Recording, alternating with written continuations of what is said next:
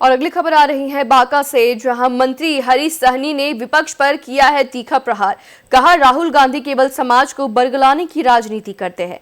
बांका में एनडीए के सम्मेलन के मंच से बिहार के पिछड़ा वर्ग एवं अति पिछड़ा वर्ग कल्याण मंत्री हरीश सहनी ने विपक्ष पर तीखा प्रहार करते हुए कहा कि राहुल गांधी जैसे नेता केवल दिखावा करने और समाज को बरगलाने की राजनीति करते हैं।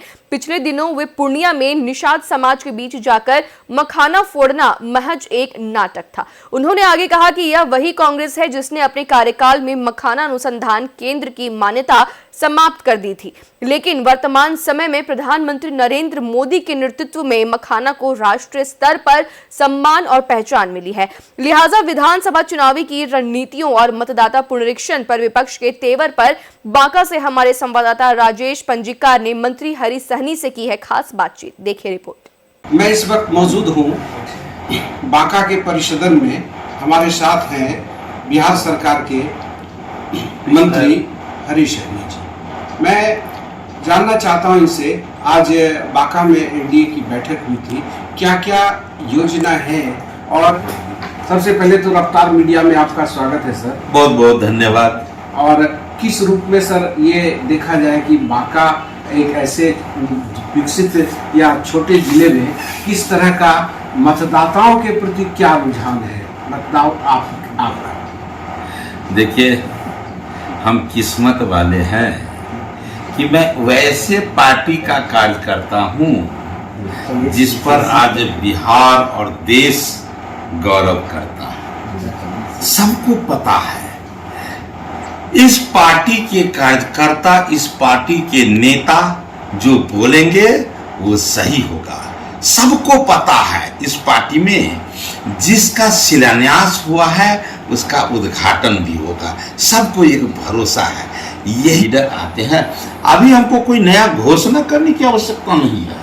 अब जितना हम काम करके अपने बिहार वासियों के आगे तक पहुंचाने का काम करता हूं, चाहे रोड, नाला, सड़क, बिजली, पानी, शिक्षा, चिकित्सा, जो भी हो, हर क्षेत्र में जितना काम करके हम परोस कर दे देते हैं, उसी से सबका मन प्रसन्न रहता है। और उसी के आधार पर मुझे अटूट विश्वास है कि जितने ईमानदारी से हमारे दुनिया के सबसे लोकप्रिय नेता, गरीबों के मसीहा, भारत के यशस्वी प्रधानमंत्री युग पुरुष नरेंद्र भाई मोदी जी जितने ईमानदारी से काम कर रहे हैं, उतने ही ईमानदारी से हमारे बिहार के सूबे के मुखिया नीतीश कुमार जी भी काम कर रहे हैं। निश्चित रूप से बिहार की जनता भी उसी निष्ठा के साथ इन दोनों के हाथों को, एनडीए गठबंधन के हाथों को मजबूत करेंगे और वो बिहार जंगल से मंगल राज लाने वाले बिहार के इस विकास के गति को आगे बढ़ाने के लिए एनडीए सरकार को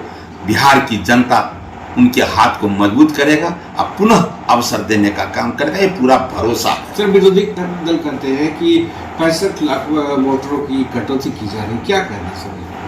देखिए, वोटर कटौती शब्द बोल करके वो लोग, ये किसको कहता है? जनता को। आयोग चुनौती देता है कि आप बैठिए मेरे साथ, और नहीं तो झूठ बोलिएगा तो आपको इसका भी सजा मिलेगा। जो चुनाव आयोग ऐसा कह रहा है तो निश्चित रूप से, और दूसरी बात, पूरे बिहार के लोगों के मन में है कि यदि ये वोटर लिस्ट का सर्वेक्षण नहीं हुआ तो जिस प्रकार बंगाल का माटी, बंगाल का धरती रक्त रंजिश हो रहा है, तो उसी प्रकार का नौबत आने वाले दिनों में बिहार का भी होगा।